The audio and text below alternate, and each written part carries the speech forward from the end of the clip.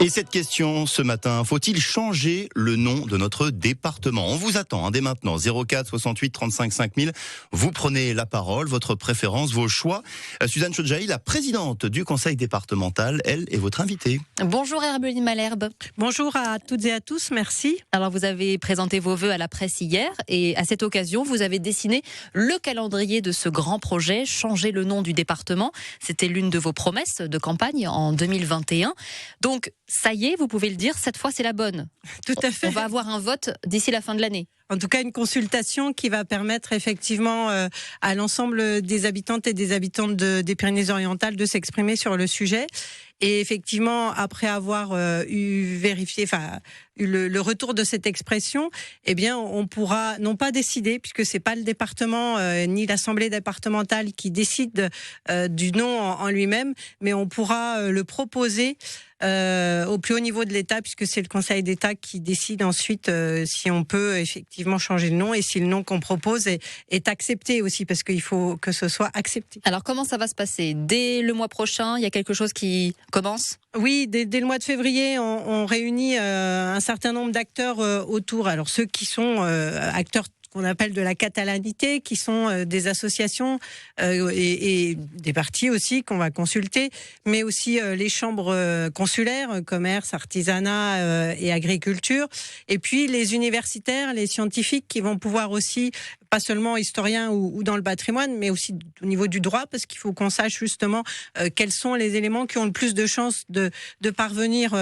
au plus haut niveau de l'État et nous permettre de faire évoluer le nom, puisque, et d'ailleurs votre consultation finalement va dans ce sens. Oui, la consultation qu'on a lancée sur le site internet de France Bleu Roussillon, on évoquera les résultats tout à l'heure. Tout à fait. Elle montre qu'il y a un intérêt particulier pour mettre en avant notre identité catalane, notre identité ouverte, bien sûr, catalane, pas celle qui pourrait se renfermer sur soi-même. Mais là, on est vraiment sur une identité ouverte et on voudrait la mettre en avant et ça, c'est plutôt bien. Donc ça, ce sera la réflexion, ce sera dès le mois prochain. Et après, voilà. Quand est-ce qu'on va voter? À l'automne? À l'automne. Tous les habitants seront appelés à voter. Voilà, ils seront consultés. On est en train de voir comment on peut être consulté sur ce sujet, les différents médias qu'on va pouvoir utiliser pour la consultation. Internet ou papier. Voilà.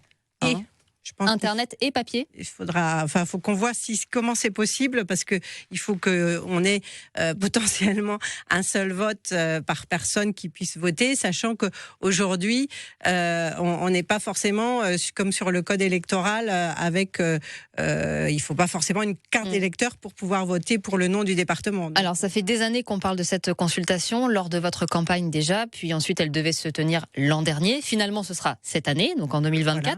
On a pris un peu de retard. Voilà pourquoi c'est si long justement. Est-ce que c'est parce que vous craignez que ce soit tendu, que ça crispe? Ah non, pas du tout. Non, effectivement, le fait que c'est pas pu se mettre en place dès 2023, c'est vraiment plutôt par rapport à l'actualité qui nous a concernés tous et toutes. Le manque de pluie, les problèmes de sécheresse qui nous ont tous mobilisés sur d'autres sujets en priorité. Et donc, on n'a pas forcément avancé aussi bien qu'on le souhaitait. Ça n'a rien à voir avec le changement de nom, par exemple, de la région Occitanie qui avait, on le sait, créé beaucoup de débats. Ça n'a rien à voir avec cette crainte-là que ça. Non, il n'y a pas de crainte. Non, franchement. Et si les habitants décident en grande majorité qu'on change pas de nom ou qu'on choisit un autre nom, ma foi, ce sera la démocratie autour du nom. C'est vraiment non, il n'y a pas de crainte à ce niveau-là. On s'évertue par contre à ce que ça puisse être réellement la représentativité de l'ensemble du département, qu'on puisse avoir aussi des échanges et que ce soit un lieu de débat, mais très serein, le plus serein possible, parce que on a d'autres préoccupations en ce début d'année où j'en profite pour présenter les vœux à chacun et chacune de vos auditrices et de vos auditeurs. Et c'est vrai que on pense à la santé, on pense au logement, on pense à l'emploi, on pense au pouvoir d'achat. Et le nom du département, c'est une chose, mais c'est peut-être pas dans les priorités de l'ensemble des habitants du département. Pour autant, je pense que c'est important, ça structure aussi notre manière de voir les choses et ça donne une nouvelle ambition. Donc je pense que c'est intéressant de ce point de vue-là. Vous avez évoqué tout à l'heure notre consultation qu'on a lancée la semaine dernière sur le site internet de France Bleu Roussillon. Il y a eu plus de 17 000... Oui, c'est pas une commande du département. Non, bien sûr, c'est nous-mêmes. Il y a eu plus de 17 000 votes et c'est Pays Catalan, le nom Pays Catalan, le grand gagnant avec 56% des votes. Vous pensez, vous, qu'il faut inclure l'identité catalane dans le nouveau nom du département ? Le terme de catalan, pour moi, est effectivement très important. Et ce qu'on veut savoir finalement à travers la consultation qu'on va... Mais c'est pour ça que c'est intéressant d'avoir une première étape. Même avec les Fenouillèdes, qui est un territoire plutôt occitan ?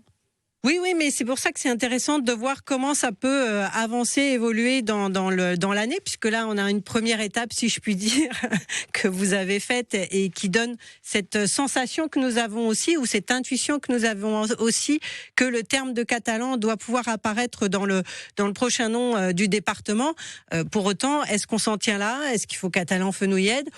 C'est peut-être un peu lourd. Ou est-ce qu'il faut garder le même nom ? Ou est-ce qu'il faut garder le même nom ? Tout simplement, effectivement, c'est important de l'avoir en tête. Sachant que, par ailleurs, dans le travail qui est fait sur la stratégie du tourisme et des loisirs, on va avoir aussi un nom de destination qui, lui, je sais déjà, puisqu'on a déjà les retours, aura la dimension catalane dans le nom, sachant qu'on pourra avoir les deux destinations, et catalane et Fenouillède, si je puis dire, sur le territoire. Parce qu'une destination, c'est pas un nom de département. Donc le travail est bien avancé sur le tourisme et le loisir. 8h10 sur France Bleu Roussillon. N'hésitez pas à vous exprimer, à prendre la parole. 04 68 35 5000. Suzanne Chodjahi, notre invitée Hermeline Malherbe, présidente du département des Pyrénées-Orientales. Alors, parlons d'un autre changement de nom. Vous l'avez aussi annoncé hier. La nationale 116, la route qui relie la plaine à la montagne, est devenue une route départementale cette année. Certains noms avaient été évoqués pour la baptiser, mais finalement, la RN 116 va devenir la route 66, plus exactement la RD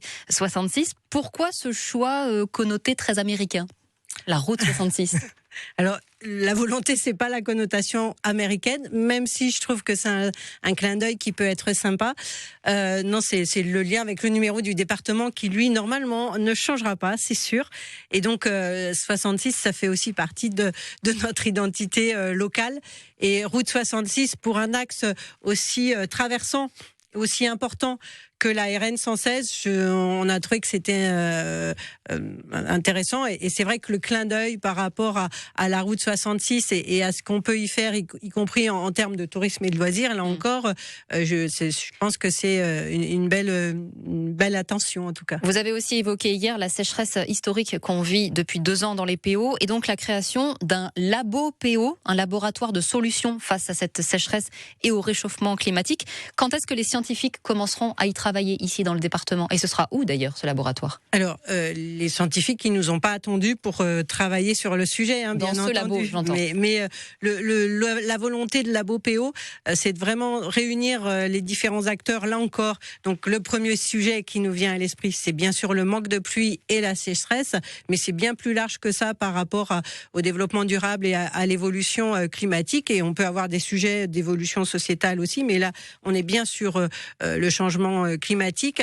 Et donc, l'idée, c'est de pouvoir confronter et partager aussi avec les acteurs, les élus, ceux qui œuvrent au quotidien dans leur métier, ce que ça peut faire, quelles sont les conséquences, comment on peut anticiper, donc avec des chercheurs, avec des scientifiques, mais aussi avec des acteurs de terrain qui peuvent constater l'évolution et les choses de façon très concrète. Et cette confrontation-là, la dimension concrète et la dimension scientifique, ça peut vraiment donner tout un ensemble de choses. Et surtout, ça permet de remettre en perspective toutes les solutions qu'on entend partout, ici et là, et de bien étudier ces différentes solutions. Est-ce qu'elles sont adaptées à notre territoire ou pas ? Garder celles qui ont du sens et qui vont pouvoir fonctionner, éliminer ou remettre à plus tard celles qui seront pas forcément immédiatement opérationnelles. Donc c'est l'occasion de pouvoir le mettre en place. Et ça me semble plutôt intéressant. Et on va commencer les ateliers, il me semble, fin de printemps.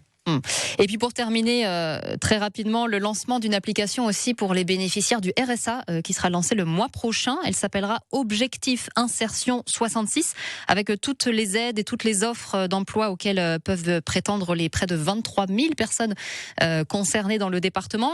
Qu'est-ce qu'on pourra faire grâce à cette appli ? D'abord, juste dire que c'est la petite sœur d'Objectif Emploi 66 qui marche plutôt bien, sur lequel on a de bons résultats, le lien avec les employeurs qui fonctionne bien et des résultats en termes d'emploi, même si on force est de constater que c'est pas suffisant aujourd'hui. Et là, c'est vraiment toutes les possibilités, toutes les questions qu'on peut se poser sur cette plateforme. Donc, pour toutes celles et ceux qui maîtrisent bien, on continue bien entendu le suivi direct avec nos conseillers, nos conseillères en insertion. C'est un outil en plus. C'est un outil en plus et ça va permettre d'être plus fluide, plus souple et de pouvoir répertorier l'ensemble des solutions là aussi par rapport aux possibilités d'insertion des personnes. Donc c'est un petit plus, un beau plus même, qui nous permet aussi de mieux accompagner les personnes et surtout d'être plus réactifs dans le cadre des situations qui peuvent subvenir.